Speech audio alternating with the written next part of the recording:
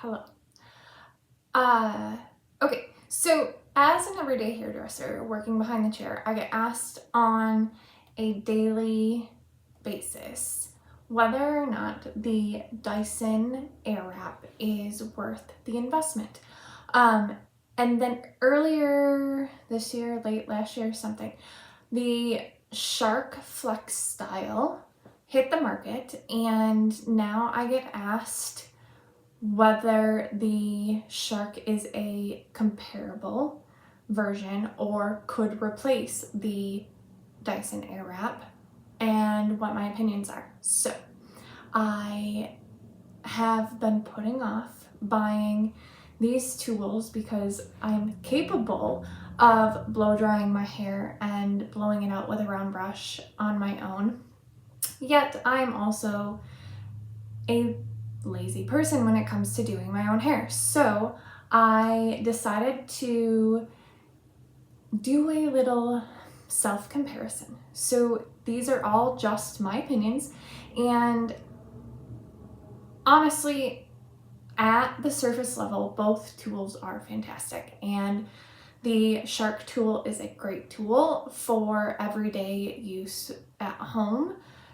I am going to point out what I think are pros and cons of the Shark versus the Dyson, and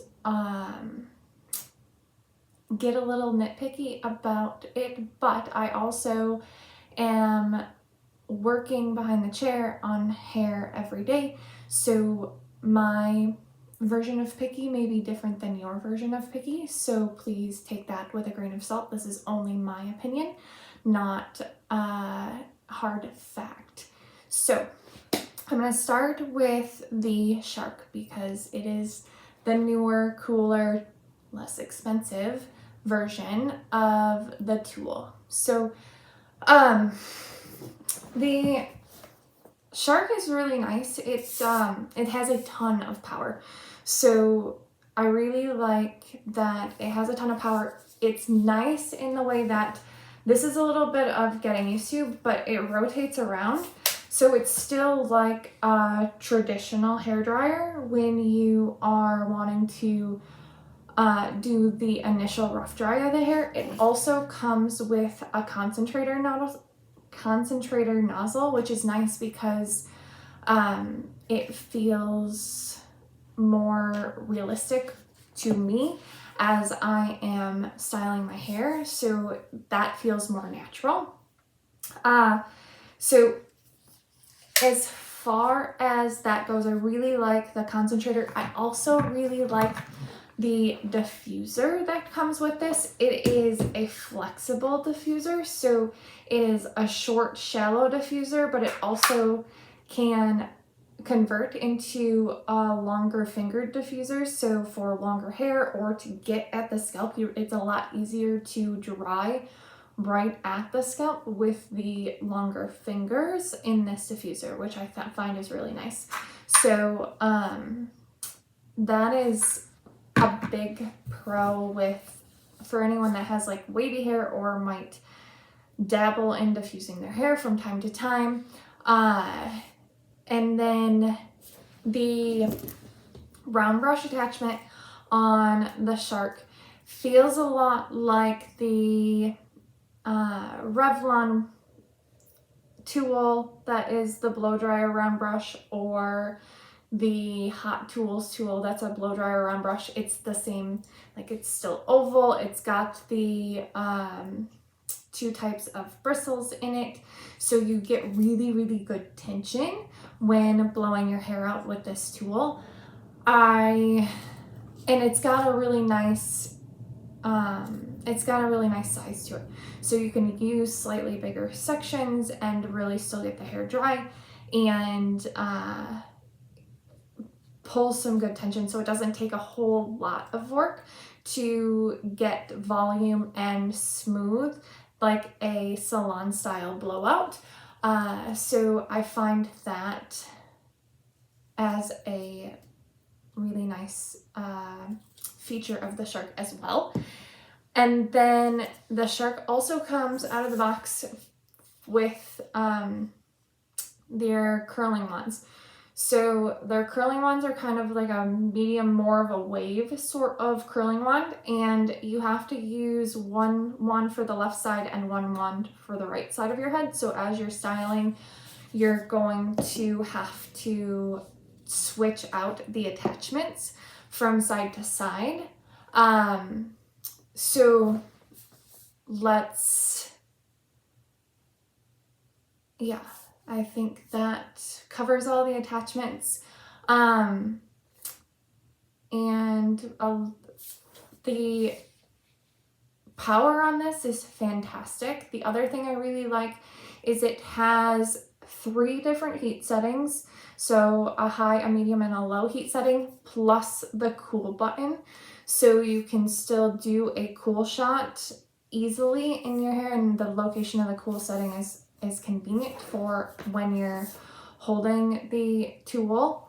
My biggest, probably tied for my biggest complaint in this, is where the power button is located. It is not super convenient, at least for me and my fumbly hands, to turn the power on and off from the bottom. I prefer it to be in the middle, and that's likely because the tools that I work with on a day-to-day basis, the power button is usually located in the middle of the tool, not all the way at the bottom. So yeah.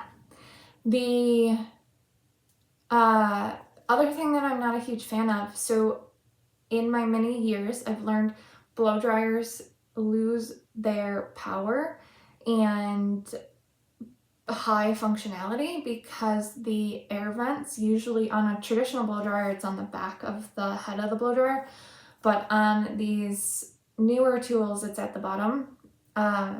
This, you cannot take the cover off and clean it. So you just have to get in there and try to clean it out with like a little cleaning brush or an old toothbrush or something of that nature to try to keep that vent clean so that your power doesn't ever suffer. And so I've been using these tools for a couple of weeks. I wanted to make sure to get a good longevity of usage for my initial first impressions between the 2 tools. And I find the curling attachments for the Shark are nice, but my hair isn't super long, so I don't get a whole lot of curl. I have to section in a lot smaller sections and take my time working through my hair if I want the curls to hold. But the curl holds tremendously. The longevity of the curl when I do it with the wands and the air is fantastic with both tools. So I really like that option, especially for people that will say their hair never holds a curl. I think this might be a really good solution to try. So, and so my one biggest gripe is the power button at the bottom. The other biggest gripe that honestly keeps me from using this tool is, especially when the round brush attachment is attached, I will put sections of hair on this round brush attachment, but the gap between the tool and the attachment, there's just enough of a gap that hair gets in there and I start pulling, and I have definitely broken off more hairs than I'd like to admit because I am impatient and I like to use tools in larger sections of hair so that I can get through it a little bit faster. And with this tool, I have to be very careful that the section of hair I'm using is not wider than, I would even say 3/4 of the width of the brush, because it does tend to slide in this and pull and catch. So yeah, that deters me from wanting to use this on a regular basis, especially if I am trying to work through my hair in a hurry.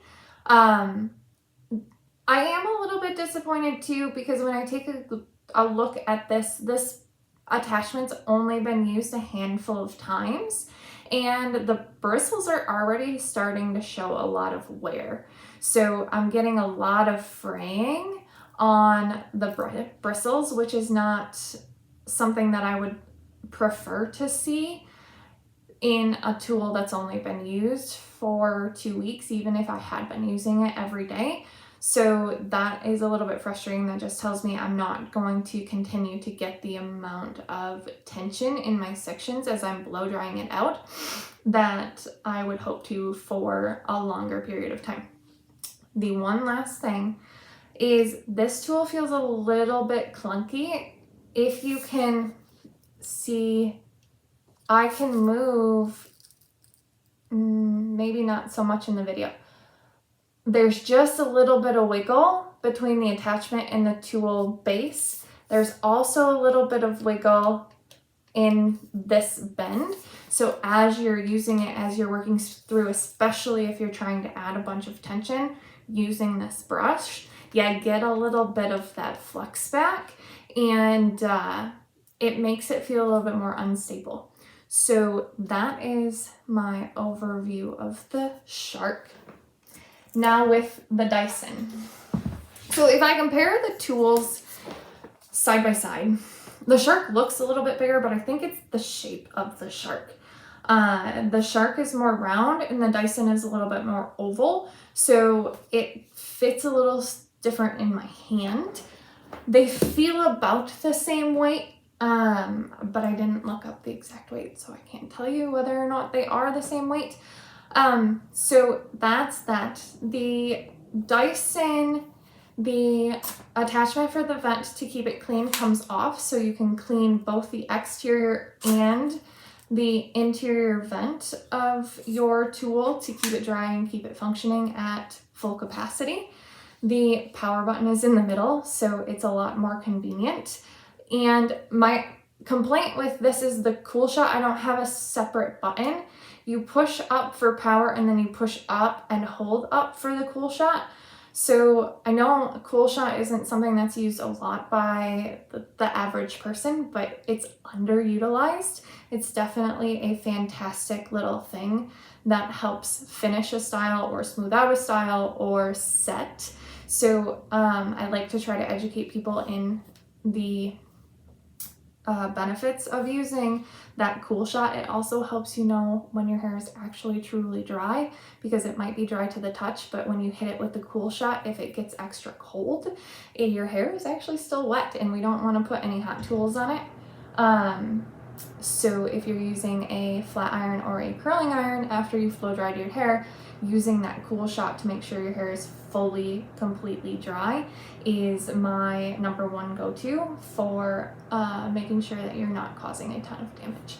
So that's that. And then the heat on this is only a high and a low and then like a cold. So you can do a full-time cold shot, so you don't have to hold the button up all the way, but you don't get like medium heat on a Dyson, any of their blow drying tools. Medium heat is still pretty damn hot. So use with caution and make sure to use your heat protectant and make sure the hair is set up for success and you won't be creating any additional damage. So that is the base of the tool. The Dyson comes with the two flat brush attachments that I didn't think I would actually like. And the stiffer brush is for like coarser hair, to help get through coarser hair. And then the brush with the little knobbies on it is for finer hair to help blow dry smooth or straight, I guess. And I actually really like using this tool. It helps me get through the hair a little bit faster and dry my hair a little bit faster than working through in small sections with a round brush. So I am pleasantly pleased with this attachment. And then the round brush of the Dyson is a traditional style round brush, which I really, really like because I often wear extensions. And I know for a fact that I could still use this tool even with my extensions in, because the bristles of this round brush are not going to get caught in the attachments of my extensions. So that made me really excited, where the bristles of the Shark, I have not tested it yet, so maybe they do slide over, but there's a tiny little nipple at the end of the nylon bristles, and they're a little bit too long. I think they would still get caught in the extensions attachments, and it's not worth taking that risk. So the biggest thing if I was using this with my extensions is that I would need to make sure to be very aware of where my heat settings are and how long the heat is touching any attachment of my extensions, so that I'm not making those attachments any weaker. So I really like that. I do wish they made a bigger one. I know they make a smaller round brush attachment, which is fantastic for people with shorter hair, where the Shark only has the one size round brush attachment as well. So there's a smaller one, and I do wish there was a little bit bigger one, but this one isn't. It's a good size round brush to give you really good lift and volume. I struggle to get the same kind of tension with this round brush that I do with the Shark round brush, because the bristles just aren't made to give quite as tight of tension as you're moving through the hair. So I get a little bit more flyaways. But speaking of flyaways, Dyson created a tool to help with that. So the Dyson doesn't bend to do your rough dry. They have this new tool that you put on at the attachment that you put on, and you can turn it so the air comes straight out. So this helps to like dry at the base when you're rough drying, and helps get through before you add an attachment to actually do your finished style. And then you also can turn it so when you turn so the air comes through this little vent, it actually pushes the air so the hair comes down, and it will smooth the hair as you go over it, and it works pretty damn fantastically. I actually really like this because it gives that really sleek exterior finish like a flat iron does, without taking away all the lift and volume that a flat iron typically creates. So, or unlike a flat iron, typically creates a really sleek, narrow style. This, you can still have volume, but be clean, frizz-free, fuzz-free, flyaway-free kind of look. And then the Dyson also comes with 2 different sizes, and they make a third that's smaller than the smaller one here. 2 different sizes of curling ones. So I really like the smaller one on this. I was able to get, it's the same size as what came with the Shark, but I was able to get a tighter, better curl without having to do quite as many sections. And I don't have to switch from left to right. It just has a little nozzle at the top that you turn. So depending on which side of the head you're working on, you're going to turn to create the curls in the direction that you want to create them on that side of your head. So the bigger one creates like a perfect little bend in the hair for hair that's just past collarbone, which is where mine is at. I really like this bigger one for the front piece. I can put a little curl, or use this to put a curl in it, and it's just enough to give it a wave away from my face to keep it out of my face all day long.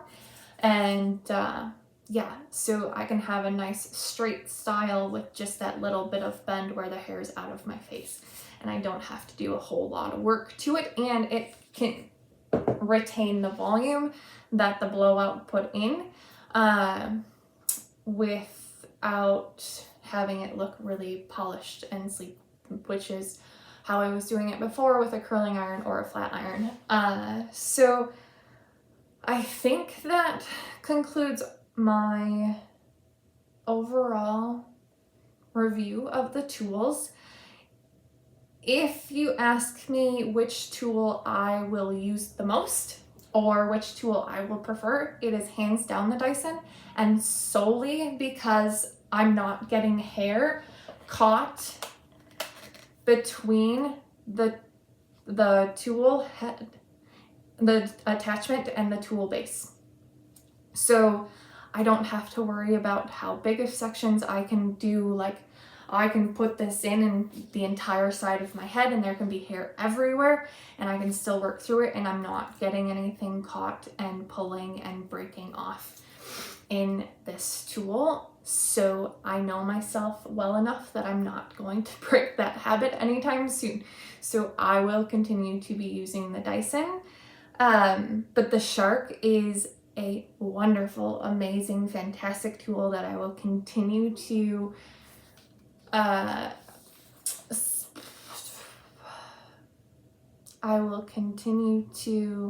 suggest to clients that ask me about these tools. And I'm planning on leaving my Shark tool here so people can even use it when they come for appointments and try it out before they spend the money.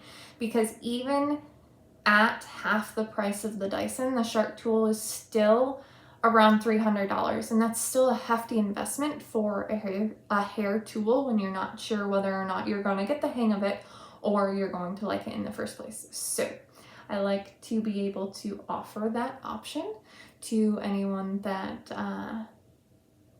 is interested.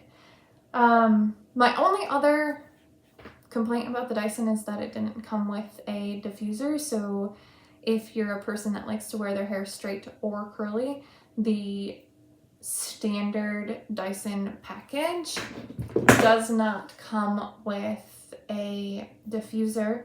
Or if you buy the curly version, it comes with a diffuser, but other attachments are not included. So in the Shark is the same way. You can add different attachments if you want when you order, but yeah, I know for a fact that the diffuser that comes with the Dyson doesn't have long, like the long interior of the diffuser to be able to get in to the scalp as well. So that would be one of my other cons of the Dyson for anyone that is looking to use the tool on both curly and straight styles.